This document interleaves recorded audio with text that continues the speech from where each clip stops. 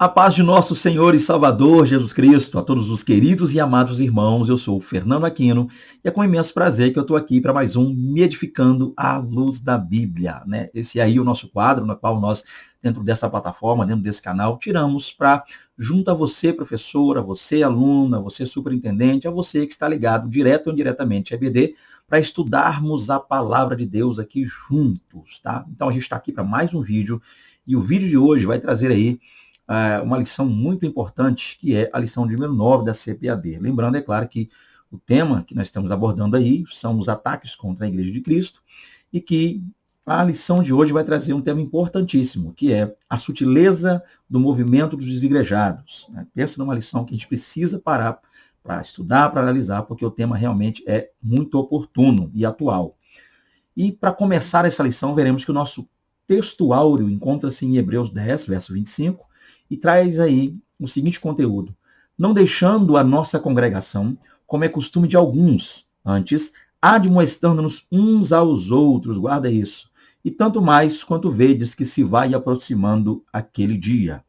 Nós temos também a nossa verdade prática que nos diz: o movimento dos desigrejados deve ser visto como um desvio da verdadeira espiritualidade, que é expressa no contexto da verdadeira igreja.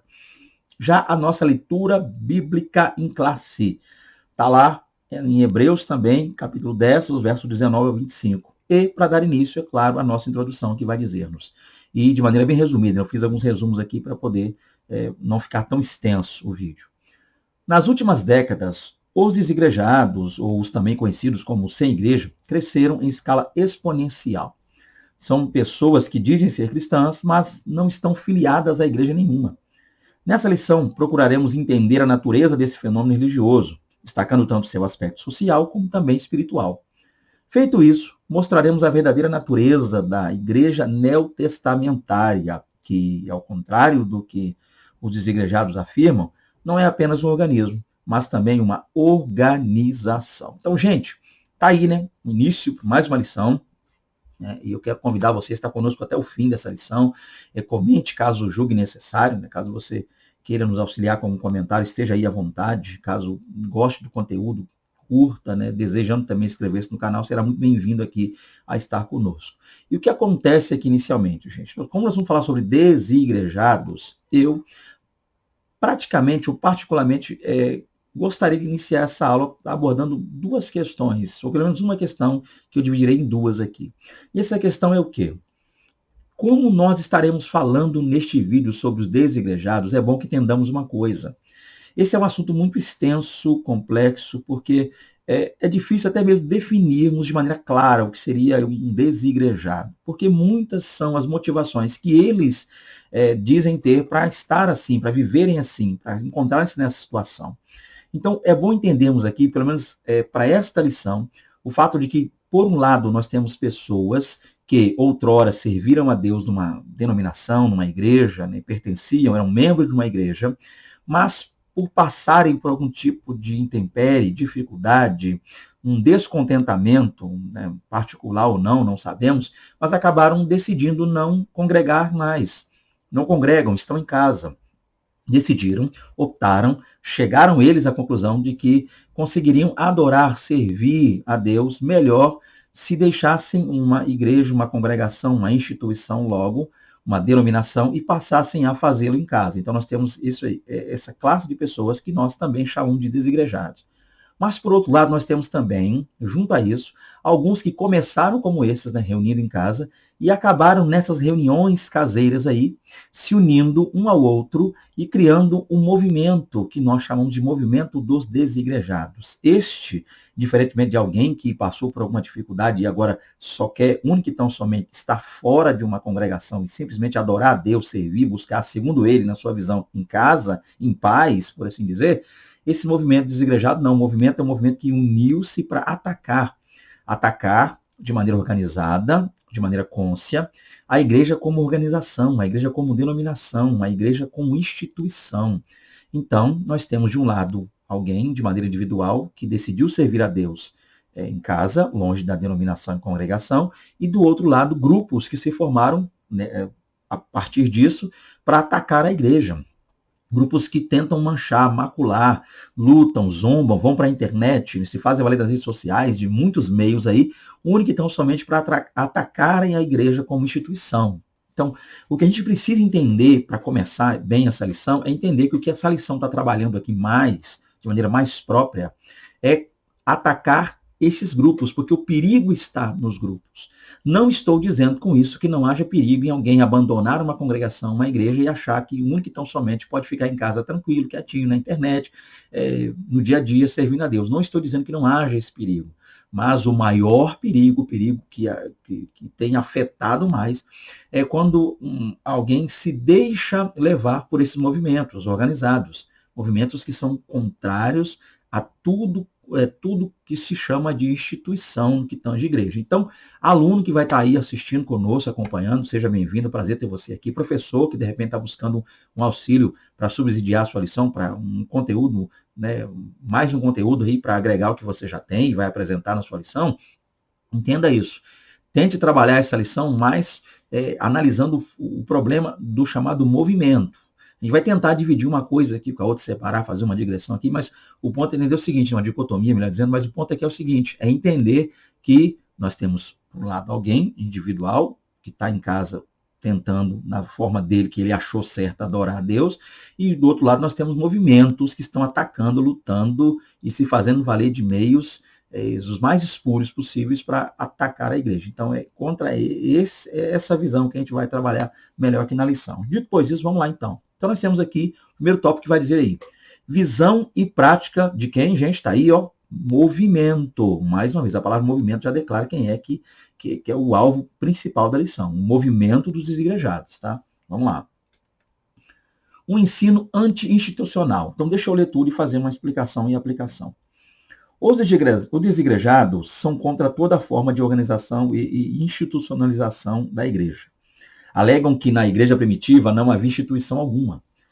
Da mesma forma, alegam que toda forma de estrutura arquitetônica, como templos, são inovações desse cristianismo apóstata.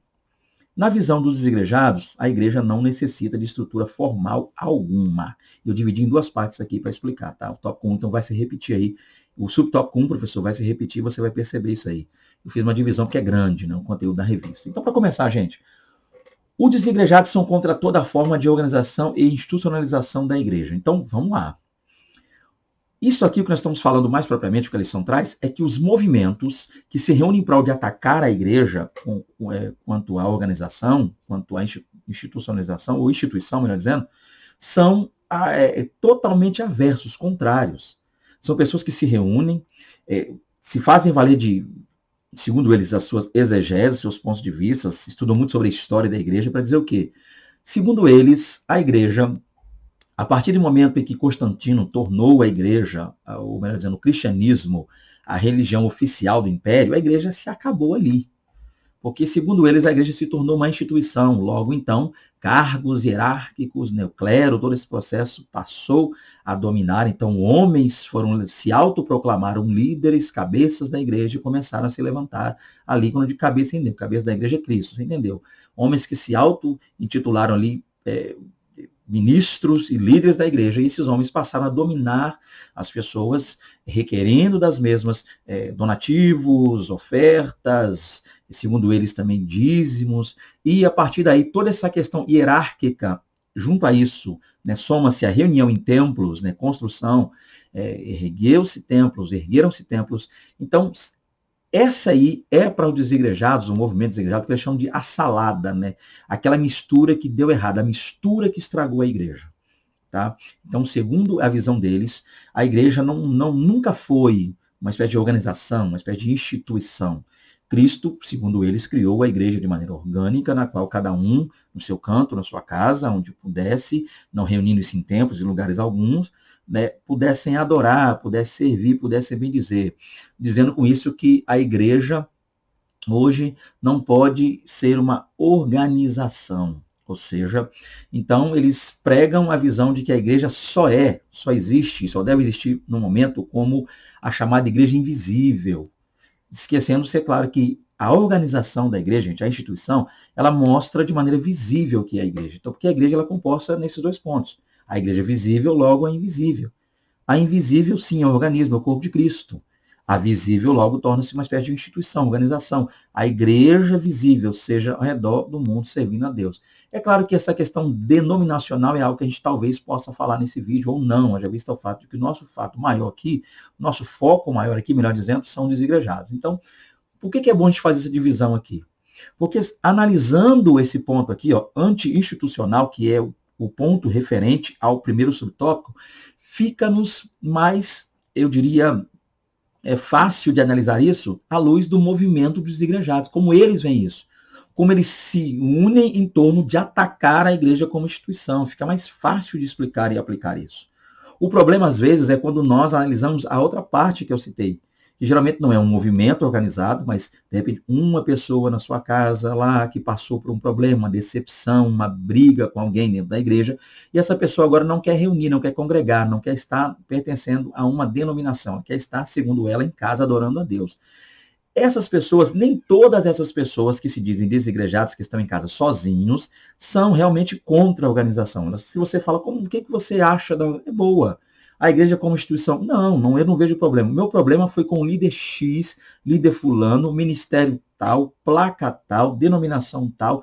O problema começou quando essas pessoas, ao terem algum problema com um certo líder, X lá, uma certa convenção, uma certa denominação, uma placa ministerial, essas pessoas acabaram rotulando todas as demais. Aqui começa o problema. Tá? Então tem pessoas hoje que estão em casa, você vai conversar, elas falam até o culpado, elas dizem até quem é a pessoa que falou uma coisa que elas não gostaram. Então, se você parar para conversar com um dito desigrejado, vai dizer, não, eu sirvo a Deus em casa, alguns, é claro. Sirvo a Deus em casa porque há 10 anos atrás, no dia 14 do mês de tal, eu estava na igreja ali adorando, servindo, e o líder fulano de tal, pegou o microfone e disse tal, aquele dia eu tomei uma raiva. Então, assim, o movimento é contrário a tudo que chamamos de instituição, logo organização para a igreja. É muito claro isso. Porém, algumas pessoas de maneira individual não. Então, o que fazer aqui, eu diria? O que fazer é o seguinte, é uma análise. E dentro dessa análise é separar alguém que passou uma decepção numa denominação, com um líder fulano de tal, X assim, não importa o que aconteceu, não convém aqui porque o tempo aqui não é propício para isso, mas alguém que passou uma decepção e que essa pessoa precisa ser visitada, essa pessoa precisa ser acompanhada. Nós precisamos mostrar a essa pessoa que ela se equivocou e o que ela passou, aonde passou, não diz respeito a toda a igreja. Nem todos agem como o dito líder lá que ela disse agiu, nem todos fazem, porque hoje a gente tem aí líder até amaldiçoando pessoas. Tem líder orando aí, diz que vai botar câncer nas pessoas, vai botar enfermidade, vai matar pessoas. Se me desobedecer, quem manda aqui sou eu. A gente tem uns coronéis, verdade seja dita, irmão. Doa quem doer, estou aqui falando, não sei como vão receber isso aí, mas existem os coronéis da igreja, aquele camarada que diz, a igreja é minha, quem manda aqui sou eu, o presidente sou eu, o pastor aqui sou eu, não gostou, a porta está aberta, vai embora, não aparece mais aqui, não entra aqui, diz para o obreiro, ó, se fulano chegar na porta, tranca ele, não deixa entrar, não deixa ela entrar. Existem os coronéis, pessoas que acham que foi ele, ou foram eles que morreram na cruz por nós, pela igreja. Não, foi Cristo. O dono da igreja é Cristo. Tá? Então, talvez você se decepcionou com um coronel aí e não quer mais reunir com ninguém. Existem igrejas que são pastoreadas por pastores, tá? Então, não se chateie com isso. Então, fica tranquilo, ok? Jeremias 3, né, 15. Então, fica tranquilo. É ali que está o segredo do negócio. Né? A gente nunca ouviu falar de casos, a Bíblia nunca mostrou casos em que Deus tenha pego uma igreja assim, diz, você, igreja, aqui, a igreja tal, estou dando você para o pastor fulano. Não, sempre foi o contrário. Deus pegando o pastor fulano e dando para a igreja. Então, se de repente há pessoas que estão desigrejadas porque passaram problemas com os coronéis, os comandantes, o chefe, o homem ou a mulher que bate no peito e fala que é dono da igreja. A igreja é minha, quem manda aqui sou eu. Ou seja, só coloca filho, neto, bisneto, tataraneto, né? Aquelas igrejas, nepotismo, só os parentes têm cargo, só os parentes lideram. Gente, isso nem eu estou falando aqui mais para poder trabalhar a visão do que motivam alguns a desigrejar-se, mas isso aí nem conta, isso aí não tem nem o que se dizer contra isso, irmão. Não dá nem para chamar um negócio de igreja, mas não, já bagunçou tudo. Mas o fato de alguém ter se decepcionado com uma denominação, uma placa, uma convenção, um líder, né, uma liderança, isso não implica dizer que seja motivo para alguém desigrejar-se. Tá?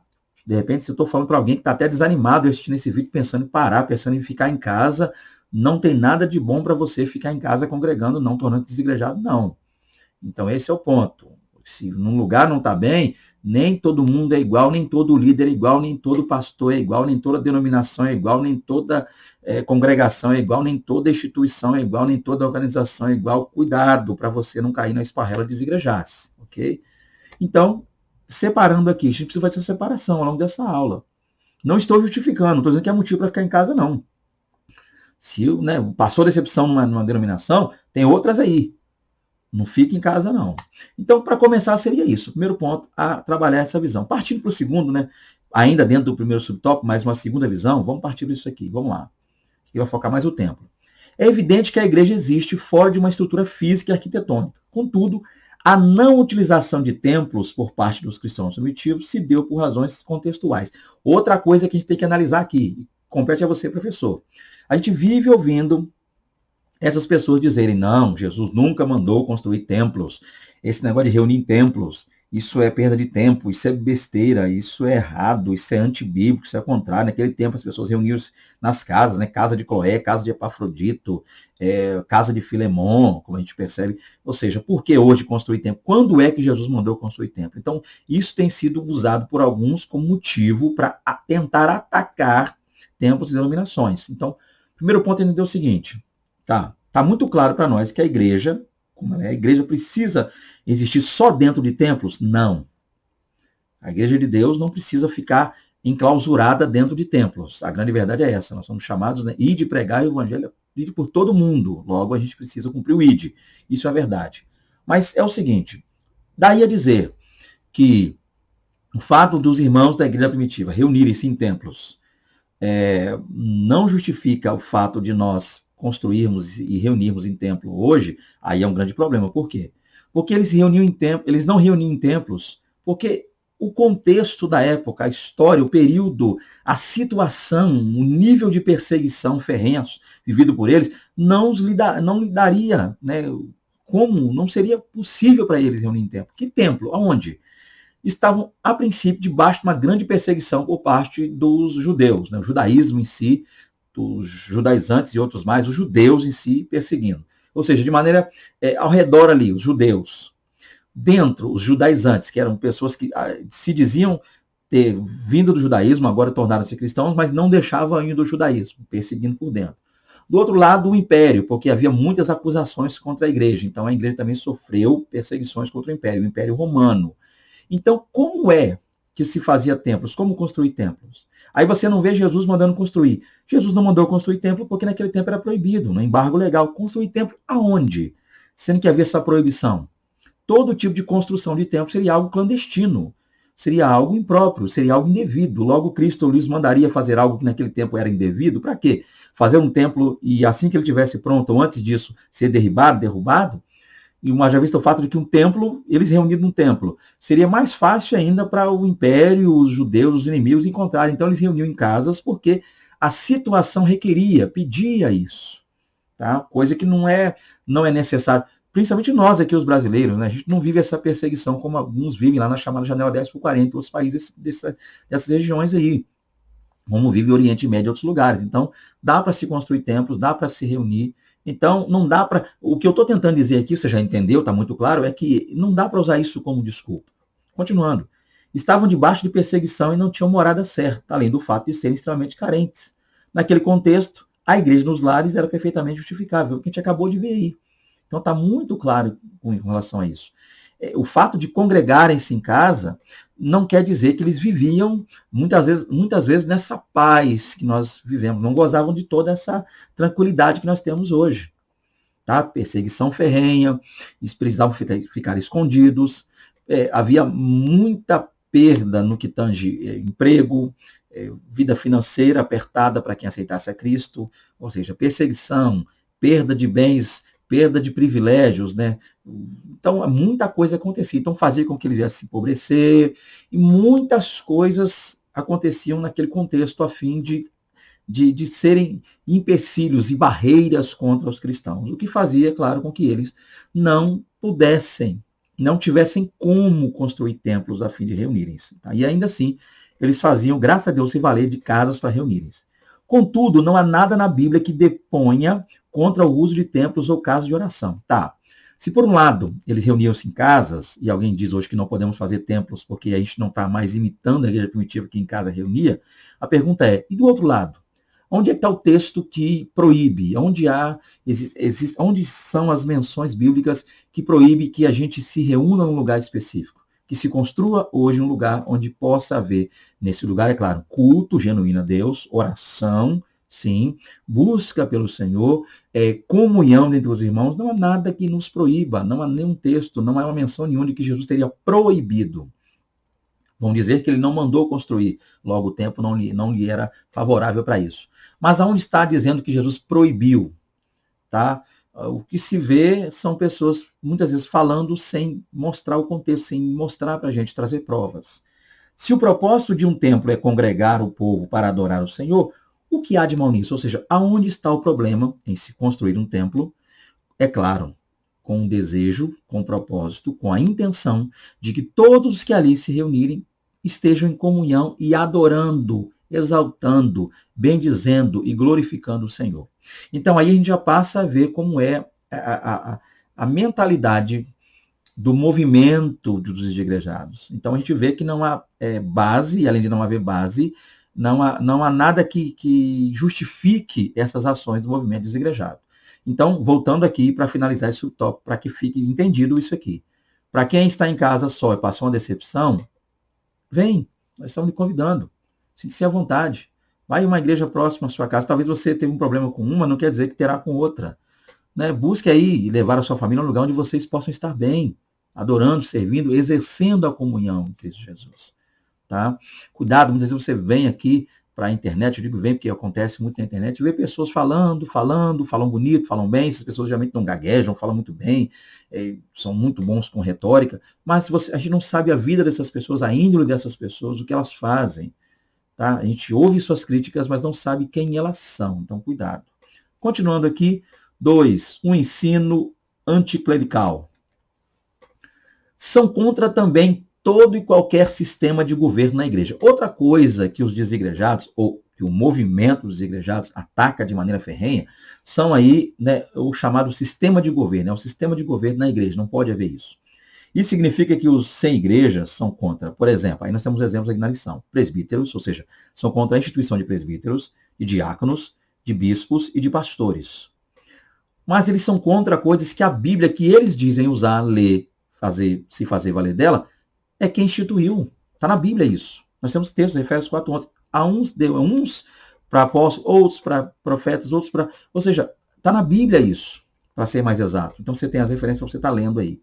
Então, tanto presbitério, diaconato, diácono, instituição diaconal, Atos 6, primeira instituição ali dos diáconos, Atos 6, a instituição.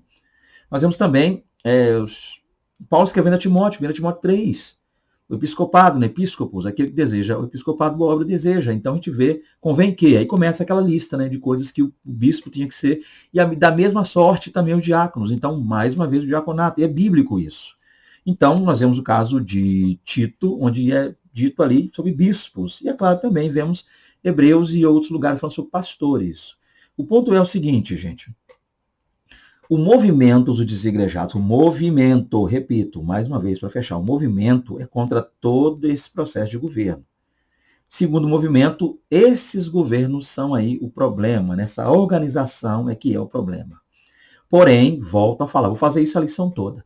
Existem pessoas em casa, sozinhas, que não são contra presbitério, não são contra diaconato, não são contra os bispos, não são contra pastores, são contra indivíduos. Mas por terem se decepcionado com indivíduos, acabaram meio que colocando todo mundo num pacote só. Por causa de um presbítero, nenhum presbítero vale mais. Por causa de um diácono, nenhum dos diáconos ao redor do mundo presta. Por causa de um bispo, nenhum. E por causa de um pastor, passou problema com o pastor, nenhum pastor mais presta. Então, aí é o perigo, aí é o problema. Tá? Então, a pessoa fala, nem fala perto de mim, de líder, de pastor, nem fala. Porque uma vez, sempre a velha história, uma vez, há tantos anos atrás, eu passei por isso e tal. Volta sempre aquela história. Então, vamos lá. O movimento é contra todos. O desigrejado sozinho, às vezes em casa, é contra uma decepção, alguém que ele passou a raiva de alguém, e ele acaba colocando tudo no mesmo pacote. Acreditam que na igreja primitiva não havia organização nenhuma, e muito menos qualquer estrutura clerical. Na verdade, os igrejados não gostam de estar debaixo de liderança alguma. Não aceitam que alguém esteja na posição de autoridade sobre eles. Então, o movimento é assim.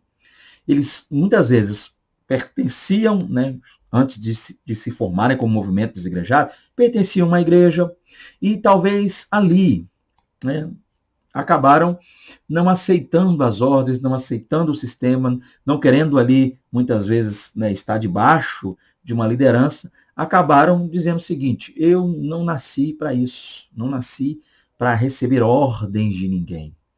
Meu negócio é com Cristo. E isso nos remete àquela velha questão lá na igreja de Corinto. Lembra das facções, né, dos partidos que se levantaram em Corinto? Um dizia: eu sou de Cefa, né, de Pedro, Cefas, Kepa. Eu sou de Paulos, Paulo. Eu sou de Apolo e outros sou de Cristo, né? Somos de Cristo. E é claro, então, que a gente compreende que naquele grupo havia um que se dizia ser de Cristo, que muitos teólogos e nós também entendemos que era o pior, por quê? Porque era o grupo que não queria estar debaixo de autoridade dentro da igreja. O grupo que se dizia ser de Cristo, logo usava a expressão o nome de Cristo para se valer de uma insubordinação, para dizer o seguinte: não, eu não sirvo, só sirvo a Cristo. E Cristo manda, eu faço, eu não sirvo a homem nenhum, homem algum. Então, muitos que se tornaram hoje, compõem o movimento dos igrejados, são pessoas assim. Pessoas que acabaram, ao longo de sua vida, tentando viver dentro da instituição, dentro da organização, a seu modo, a seu jeito. E com isso acabaram se chocando ali com as ordens, com a hierarquia, acabaram se chocando com o governo da igreja, acabaram se chocando no sentido de ter que obedecer a certos preceitos e se disseram não, queriam viver como queriam ali, né, livres para fazer o que quisessem, não encontraram essa dita e tal liberdade e acabaram com isso, saindo da congregação, saindo da denominação e passaram então a criar uma espécie de frente de batalha para atacar a denominação. Então está aqui um grande problema, tá? Outra coisa que a gente tem que ficar atento quanto a isso aí. O desigrejado individual, pode ser que você encontre um desigrejado, alguém que está em casa, que não seja contra nenhum tipo de governo na igreja. Tá? Talvez seja contra um tipo de governo de uma denominação específica. Mas o correto é que essa pessoa entenda, o fato de decepcionar-se com um não significa decepcionar-se com todos. O fato de um lhe trazer problemas não representa todos nesse quesito. Então, a gente tem que ficar atento quanto a isso. Dito por isso, vamos lá, tópico 2. A natureza da igreja neotestamentária. Gente, o que nós vamos ver aqui agora é olhando para dentro da Bíblia. A gente vai deixar um pouco essa visão desigrejada por um momento e tentar olhar mais para a Bíblia, a fim de que, através da Bíblia, a gente possa entender como refutar a visão desigrejada, tá? Então, a natureza da igreja neotestamentária, como era? A igreja, a princípio, era um organismo. Ela é um organismo. Em que sentido? Sobre a natureza da igreja neotestamentária, devemos observar, primeiramente, que ela é um organismo vivo. A Bíblia fala disso. A igreja, logo, é um organismo vivo. Está lá em Efésios 1, 22, 23, que, lendo a referência, você terá melhor como explicar isso. Nesse sentido, a igreja é o corpo de Cristo. Então tá aí, a igreja é um organismo vivo e o corpo de Cristo. Então a igreja é invisível. A igreja é invisível, é um organismo vivo, logo o corpo de Cristo. Tá? Então a igreja é um organismo. Ou seja, então aí nós estamos nos referindo, professor, aluno aí que está conosco, à igreja invisível. Assim, a igreja é formada por todas as pessoas convertidas a Cristo que pertencem a diferentes povos, tribos e línguas. Tá? Então, não há acepção de pessoas. Então, a igreja invisível, quem é? É as pessoas ao redor do mundo aí. Quando essas pessoas se reúnem para congregar, aí a igreja passa a ser a organização, a instituição, porque ela passa a ser a igreja visível. Tá? Esse é o ponto. Como organismo vivo e espiritual, a igreja existe a parte de estatutos, ou seja, fora de estatutos, de templos, ou qualquer estrutura social ou governamental humana. Ela existe, por exemplo, fora das estruturas arquitetônicas. Contudo, possuir essas estruturas físicas hoje não constitui um pecado ou desvio do evangelho, como quer nos fazer acreditar os desigrejados. Então, nós temos aqui esse tópico aí, gente, esse primeiro subtópico do tópico 2 é para você, aluno, é para você, professor, uma oportunidade de explicar aos seus alunos também, aos que estão presentes, que a igreja ela é um organismo vivo, corpo de Cristo, onde cada um tem a sua função, e nós nos unimos como esses mesmos membros do nosso corpo. A gente está aqui, vários membros, eu tenho aqui, estou com a minha mão, você está vendo aí os dedos, cada um deles juntos com a função. É nesse quesito aí, a igreja invisível. Tá? Então, nós somos um organismo. E como organismo, a gente existe, independente de estatuto. Cada denominação tem seu estatuto. Ou seja, não é o mesmo para todos. A gente consegue viver e sobreviver com isso. Templo, todo mundo reúne. A Batista, a Assembleia de Deus, o Presbiteriano, todas as denominações reúnem num templo só? Não, cada um tem seu templo. Tá? E a gente, mesmo assim, consegue viver também no processo de que cada um lá, servindo lá e lá, a gente não deixa de ser irmão quanto a isso. Ainda que a Assembleia de Deus reúna-se num lugar, a Batista em outra, a Presbiteriana em outra, todos nós que temos e professamos a mesma fé, nós somos irmãos. Isso faz de nós irmãos. Isso não nos faz deixar de ser irmãos. A gente sobrevive ainda que em templos separados, ok? E esse é o ponto. E, inclusive, é claro, a gente também consegue, a gente é igreja também fora dos templos. A gente é igreja no trabalho, é igreja na escola, é igreja na faculdade, é igreja na rua, é igreja no ônibus, é igreja no Uber, ou seja, no carro, aplicativo. A gente é igreja em qualquer lugar do planeta Terra. Mas nada nos impede de reunirmos em templos físicos para congregarmos juntos ali, para exercer a comunhão, ceiar, né, para que haja batismo, para que haja também outras questões que a gente vai falar já já. Então, esse é o ponto. A igreja é um organismo, a igreja invisível. A igreja é uma organização, a igreja visível. A igreja primitiva, por exemplo, tinha um sistema de governo formado por apóstolos, profetas, evangelistas, presbíteros, diáconos, pastores e mestres. Olha aí. Então, nós estamos falando agora sobre a igreja como organização, logo a igreja visível. Esse é o ponto, a igreja visível se reunindo para congregar e para servir a Deus. Essa mesma igreja possuía seu código doutrinário. Então, a igreja visível, a organização, ela tinha liderança instituída por Deus, tá? Não foram esses cargos que nós lemos aqui, né? Apóstolos, quem chamou os apóstolos? Cristo. Profetas, Deus também. Embora, é claro, a igreja primitiva também usava o termo profeta, mas não confunda o termo profeta no Novo Testamento com o termo profeta do Antigo, para não dar problema na sua mente. Profeta no Antigo Testamento, ofício. Profeta no Novo, os irmãos que se faziam valer da palavra, pregadores e também aqueles que tinham dom de profecia eram chamados profetas, como o caso de Ágabo. Porque o último dos profetas quanto ofício foi João Batista. Depois de João Batista não nasceram e não houve mais profetas ofício. Então não confunda isso. Tá? Como não está na lição, estou só explicando rápido aqui. Então os apóstolos chamados por Cristo, profetas ali na igreja, pessoas que se faziam valer, evangelistas, né? Presbíteros, né? Tá lá muitos presbíteros, a gente vê isso aí, a gente falou sobre os textos, também usou. Diáconos, né? Instituição diaconal e outros mais, pastores, tá lá. E os mestres, ok? Aqueles que faziam valer do ensino, irmãos que ensinavam na igreja. Então, a igreja tinha ali sua liderança. Ela tinha, então, organização, unida debaixo de uma liderança. Toda ela debaixo da liderança do Pai, do Filho e do Espírito. E o Pai, Filho e Espírito, logo Deus, instituíram líderes para cuidar e organizar a igreja. Tá?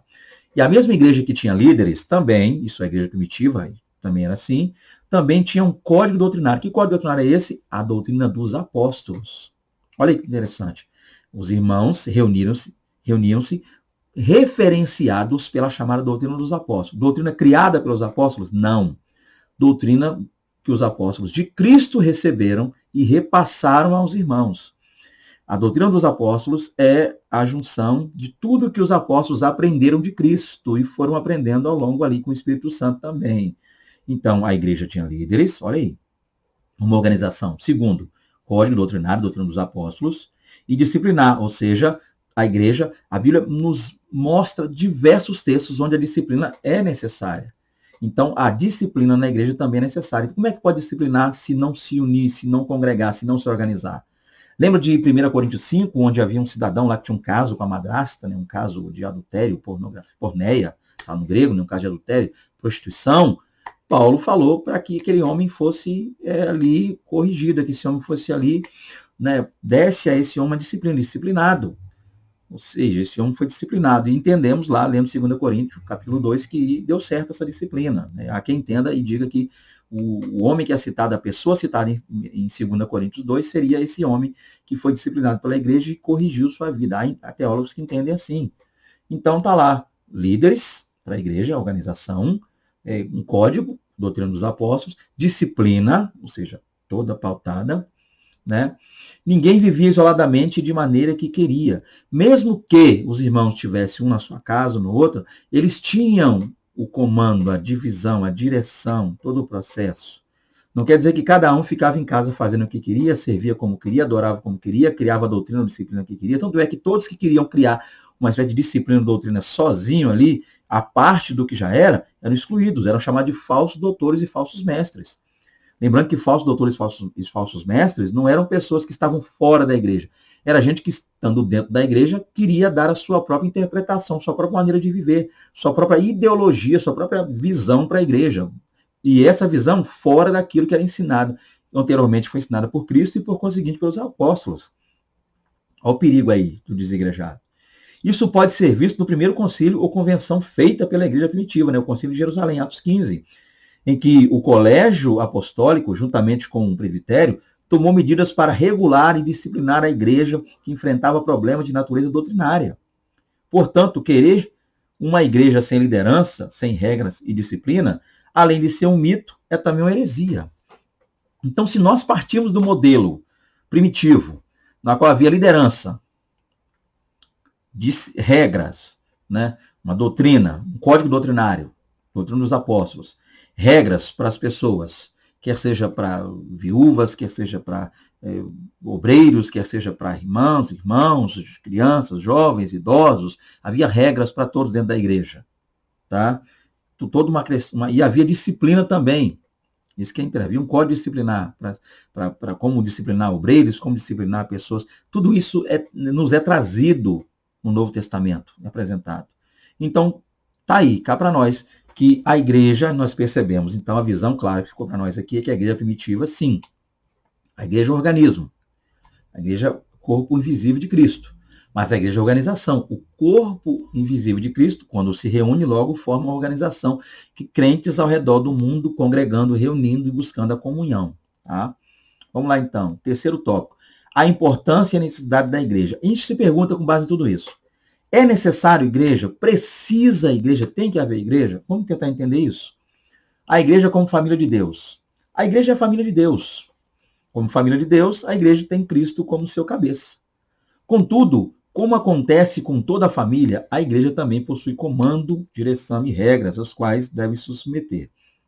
O importante nisso tudo é o sentimento de pertencimento ao corpo de Cristo, que o grupo proporciona. Nesse aspecto, a igreja deve discipular seus membros e fomentar a comunhão uns com os outros. O sentimento de irmandade, respeito e reconhecimento mútuo deve dominar o ambiente da igreja local. Então, para começar, gente, a igreja precisa existir no sentido de comunhão, reunir, porque a igreja é família de Deus. Isso é maravilhoso, né?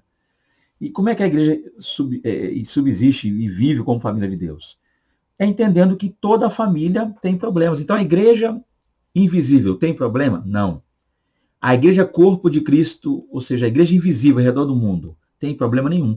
Mas a igreja visível, a igreja que se reúne, tem problema? Tem muitos. Porque um grupo, pensa, milhões de pecadores que se reúnem para tentar ali adorar ao Deus Todo-Poderoso Santo. É claro que vão haver problemas, uma discussão ali, uma dificuldade aqui, um aperto ali, mas isso não deve ser visto para nós como motivo para parar, porque em toda a Bíblia a gente percebe, principalmente no Novo Testamento, que não há encorajamento a ninguém que se saia da igreja. Os encorajamentos por parte dos apóstolos são sempre o contrário, que a gente, independente da situação adversa enfrentada nele, que a gente continue e persevere. Então, perseverar é sempre um pedido, é sempre uma ordem, é sempre um comando de Deus para nós. O fato de estarmos passando por lutas, problemas e adversidades, e muitas vezes nos frustrarmos com pessoas dentro da igreja, não significa dizer que a gente deve abandonar Cristo. Né? Há um corinho, um louvor, não sei dizer como é que se fala, se é corinho, se é louvor, mas muito antigo, que como eu não tenho hábito, não sou bom de cantar, não vou cantar aqui, mas ele diz o seguinte: por que você saiu da igreja? Que mal que Deus te fez. Né? Ou seja, então essa parte aqui que eu acho interessante. Por que você saiu da igreja? Tá, mas a pergunta é, que mal que Deus te fez? Então, esse é o ponto. Um homem te decepcionou, foi Deus? Uma liderança te decepcionou, eu pergunto, foi Deus? Alguém fez algo que você não gostou, eu te pergunto, foi Deus? Ou seja, culpar a Deus, ou afastar-se de Deus, ou viver sem Deus por causa de uma pessoa, uma denominação, uma placa, uma instituição, uma liderança, vale a pena? Vale a pena abandonar toda uma vida de salvação, uma vida de bênção, de graça, uma eternidade no céu por causa de um problema com alguém? Se você se decepcionou com a placa X, vai para a placa Y. Se o pastor fulano te fez mal, busca o pastor ciclano. Mas ficar em casa, decepcionar, desigrejar, não é motivo. Não há nada que... Aí porque a igreja é a família. É a família. E sendo família, qual é a família que não tem problema? Qual é a família hoje que não passa luta, dissensão? Irmãos brigam, pai, filho, mãe. Qual é a família? E ainda assim, mesmo às vezes com raiva, às vezes chateado, mas está ali a família. Porque família é assim, por mais que um esteja chateado com o outro, mas se alguém de fora brigar com um desses, a família se junta contra. Então, família, volta, você de repente assistindo esse vídeo, está parado, ou você que está precisando desanimar, não para, não desanima. Se você encontrou um coronel que acha que manda, que desmanda, aí, gente, eu cá para nós, eu vou ser muito franco com vocês. Eu tenho sérios problemas com um homem que acha que ele é o dono da igreja. Eu mando aqui, quem faz sou eu que mando, e é do meu jeito. A coisa, como é que eu lido com uma pessoa dessa? Eu não peito, não discuto, não debato. Eu só faço isso aqui para ele, ó. Tchau. Porque placa igual essa sua aí, ó, tem um monte aí. Eu quero servir a Deus. O que eu não vou fazer é ir para casa. Eu recomendo a você, não fique em casa, não vá para casa. Porque se você ficar em casa, você não reúne em lugar nenhum, você não congrega com ninguém. E se você ficar procurando a igreja perfeita, com denominação perfeita, congregação perfeita, líder perfeito, pastor perfeito, ministério perfeito, você vai passar uma eternidade aqui procurando e nunca vai encontrar, tá? Então, a questão é essa, não está bem onde você está, não vai para casa não, vai para outra. Né? Talvez alguém não goste de me ouvir falar isso aqui, ué, você está dizendo para sair da igreja para outra, mas não tem problema na outra. Tá, mas se o problema que você está vivendo aqui tá querendo fazer você abandonar Deus, é porque o negócio aí tá feio então. Se você está pensando em desviar e sair da igreja por causa de um problema aí onde você está, é porque a situação já está beirando a complexidade tremenda aí. Então vá para outra denominação. Tá? Eu hoje, não estou dizendo que isso aqui é uma regra não, tá? Mas eu hoje não reúno na primeira igreja que eu aceitei. Eu levantei a mão numa igreja, um problema lá com família, parente, fui para outra. Um problema lá porque uma igreja que eu fui, eu pertencia a uma igreja que não me deixava sair para pregar. Não, você não pode pregar. Olha aí, você é proibido pregar em outra denominação. Você tem que pregar só aqui dentro. Se você pregar em outra igreja fora nossa, outra placa, você está fora. Eu falei tchau. Então são coisas que a gente muitas vezes... Se eu tivesse ficado em casa, nervoso, brigado, eu estaria agora aqui nem gravando. Eu seria um desigrejado aqui. Mas eu não sou um desigrejado, não pretendo ser. E se o dia eu não estiver bem na denominação, na placa que eu estou, a mesma coisa que eu vou fazer lá é isso aqui. Tchau. E eu vou procurar, mas parar de servir a Deus por causa de homens, de lideranças, de convenções, de denominações. E jamais. Nunca. Isso aí não. Senhor Jesus, eu te amo e não te deixo por placa de igreja de denominação nenhuma. Mas em casa eu também não fico, não. Vou para outra igreja, outra denominação. Mas em casa eu não fico. Por fim, a igreja como testemunha da salvação. Deus criou a igreja com o propósito de ser uma família, cuja missão é proclamar a sua abundante graça. A razão de a igreja existir, além do fato de promover adoração, companheirismo e integração, está na sua missão de pregar a salvação. A igreja pode existir em um templo, mas a sua missão só se completa fora dele. Não há igreja que seja bíblica e existe somente dentro de quatro paredes. Então, vamos lá. A igreja, a princípio, por que a igreja? Porque ela é uma família de pessoas que se reúnem, diferentes, pensam diferentes, visões diferentes, mas estão juntas. Tá? Embora alguns não gostem de falar assim, ou até nem gostem de ouvir o que eu vou dizer, mas lembra da Arca de Noé? Olha quantos, não estou chamando ninguém de animal, você me entendeu, nem de bicho, mas olha a variedade de animais que havia lá, um contra um, querendo...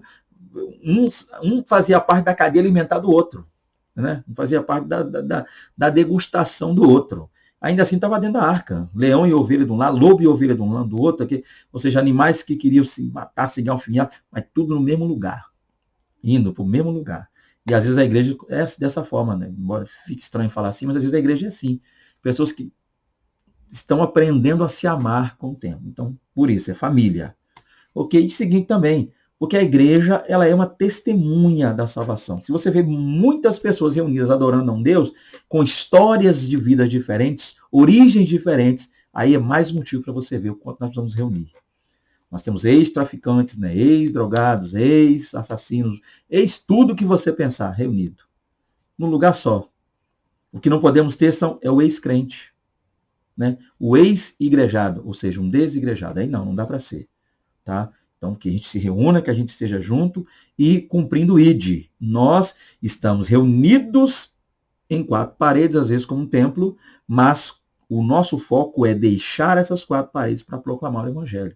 Não podemos ficar enclausurado também, não. Não dá para ser igreja só dentro de quatro paredes, a verdade é essa.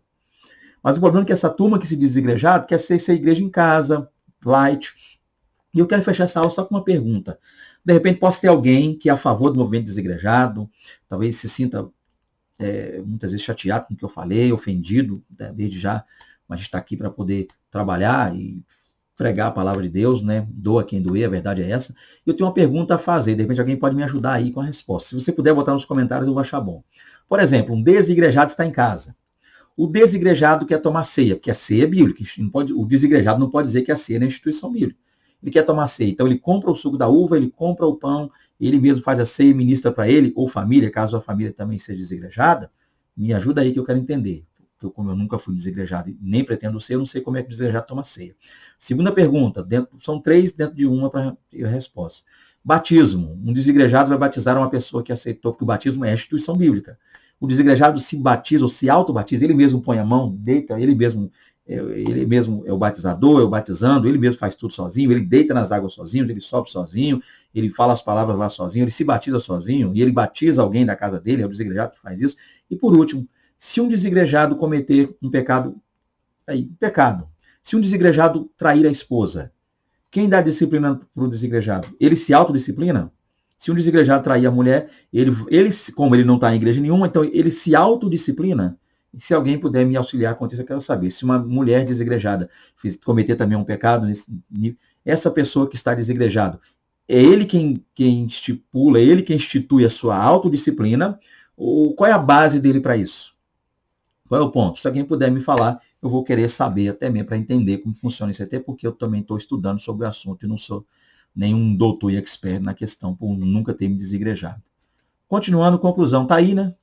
Então a gente viu nessa lição aí os desigrejados, né, como eles pensam, agem em relação à igreja, lembrando que o nosso foco maior foi o movimento, porque para você que está em casa sozinho e não quer reunir, então vem, vão reunir, vão adorar. Caso procure aí uma denominação, você tem tempo, você pode visitar com calma, conversar com o pastor, tentar entender, procurar como é que é o sistema da igreja. Se você se sentiu, farejou que você entrou numa igreja de um coronel, onde só ele manda, a família dele manda, o cara só quer saber de dinheiro, só quer saber de falar grosso com os outros, dar uma de tal, e nem entra, você tem a oportunidade. Né? Se você estava em casa, desigrejado, procurou uma denominação, já percebeu que o negócio lá não é dos bons, procura outra, anda um pouco mais, vai um pouco mais longe aí, só não fica em casa. Tá? Mas encontrou um lugar, vamos adorar, vamos servir.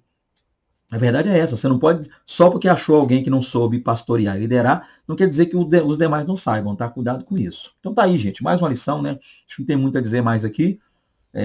De repente, se você quer falar mais sobre o assunto, deixa nos comentários aí sua visão sobre o que foi dito aqui, seu pensamento quanto a isso, que pode estar agregando e acrescentando mais nessa aula. Tá aí o nosso contato, sempre deixo aqui, desejando contactar-nos a estar com vocês para adorar, para servir, para bendizer, para glorificar o Senhor. Comunhão, amém? É só nos convidar, tá? Com Deus, a paz do Senhor Jesus, a paz do Senhor Jesus, amém.